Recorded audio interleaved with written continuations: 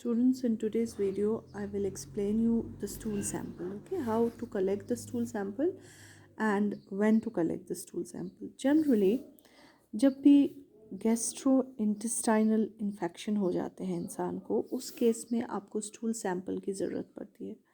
उसके अलावा जब इंसान को पैरासिटिक इन्फेक्शन होते हैं, उस केस में भी आपको स्टूल सैंपल की ज़रूरत पड़ती है. या हमारे पास एमीबिक डिसेंट्री हो जाती है, किसी को डिसेंट्री हो जाती है जिसे हम कॉमन लैंग्वेज में बैसिलरी डिसेंट्री बोलते हैं. जब इन किस्म की डिसेंट्रीज हो जाती है तो उस केस में आपको स्टूल सैंपल की ज़रूरत पड़ती है, because stool serves as a very good source for identification of gastrointestinal tract infection, जिनमें जनरली बार बार पैरासिटिक इन्फेक्शंस, या कुछ लोग ऐसे होते हैं जो बोलते हैं कि खा के मैं पतला लग रहा हूँ, या something like that, indigestion, proper mall absorption, या कहीं पर, yeah, there are so many reasons for where you need the stool sample, but these are the common reasons where you require the stool sample. And the reason most commonly is gastrointestinal infection, parasitic infection, amoebic dysentery, bacillary dysentery. इन सब cases में आपको sample collection करना पड़ता है for stool examination. आपके जितने भी parasitic infection है जो आपके सिलेबस में प्रिस्क्राइब्ड है, उन सब के लिए आपको स्टूल एग्जामिनेशन करना पड़ता है. और आज मैं आपको सिखाऊंगी कि आप सैम्पल कलेक्शन कैसे करेंगे. देखिए स्टूडेंट्स, इसके अलावा एमीबिक डिसेंट्री के हमारे पास बहुत सारे प्रोटोजोअल इन्फेक्शंस भी होते हैं.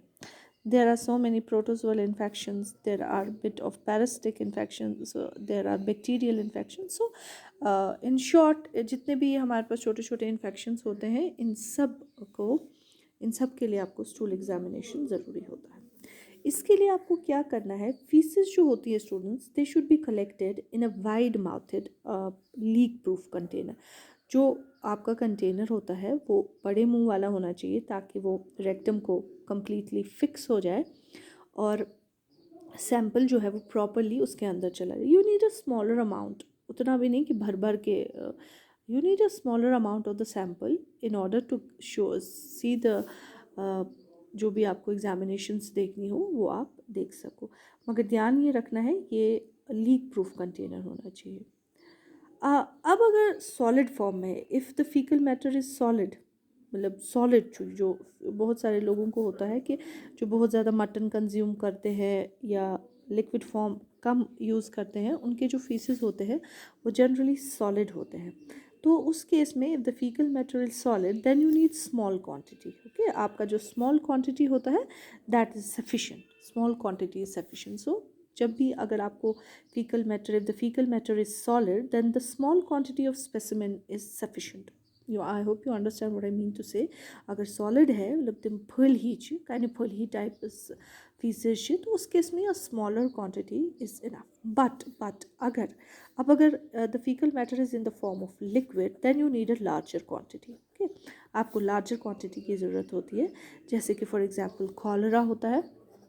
कॉलरा के केस में आपको enough quantity of the sample चाहिए. पर अगर किसी को कॉन्स्टिपेशन है, वो बॉल टाइप स्पेसिमेन ये है, what you called as ball type feces है, तो उस केस में आपको ध्यान रखना है, कम लेना है. ओके, अब इन केस ऑफ पैरासिटिक इन्फेक्शन, अगर पैरासिटिक इन्फेक्शन है किसी इंसान को, आपको पैरासिटिक इन्फेक्शंस का डायग्नोसिस करने हैं या तुम्हें एग देखने हैं, एग वर्म्स, जो वर्म्स के एग्स होते हैं वो सब देखने हैं. In case of parasitic infection और एग्स ऑफ द वर्म, आप आराम से फीसेस में easily eggs of the worm देख सकते हो.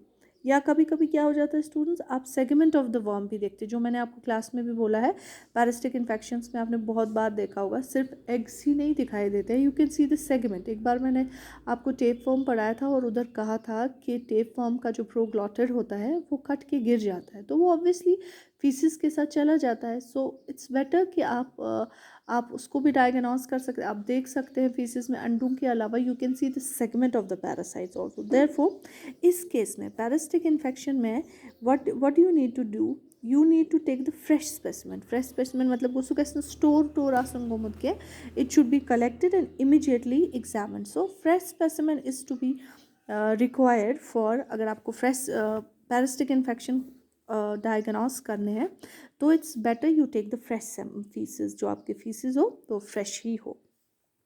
ओके, इसके अलावा स्टूडेंट्स क्या करना चाहिए कि जो आपके डिसेंट्री के सैंपल होते हैं, अगर किसी को बैसिलरी डिसेंट्री है, उस केस में क्या करना चाहिए, आपको अगर लग रहा है कि टाइम लगेगा, बैसिलरी डिसेंट्री में भी इनफ सैंपल होना चाहिए, पर अगर आपको लग रहा है कि टाइम लगेगा, कि मेरे को मैं जल्दी जल्दी एग्जामिन नहीं कर पाऊँगा, तो आप क्या करेंगे, you will store it in the normal saline. आप सैंपल को नॉर्मल सलाइन में स्टोर करेंगे if you found that there will be time.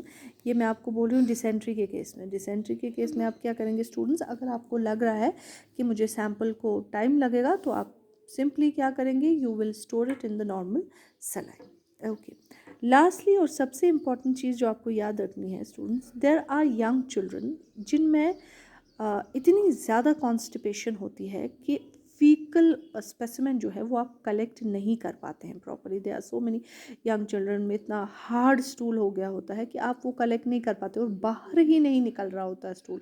उस केस में आप क्या करेंगे, एक स्टेराइल ग्लास रॉड लेंगे, स्टेराइल ग्लास रॉड लेंगे स्टूडेंट्स, जिसकी लेंथ होनी चाहिए 10 to 15 centimetres. Okay, not more than that, 10 to 15 centimetres होनी चाहिए, और जो डायमीटर है वो होना चाहिए 6.8 mm। ओके, मेरी बात ध्यान से सुनिएगा।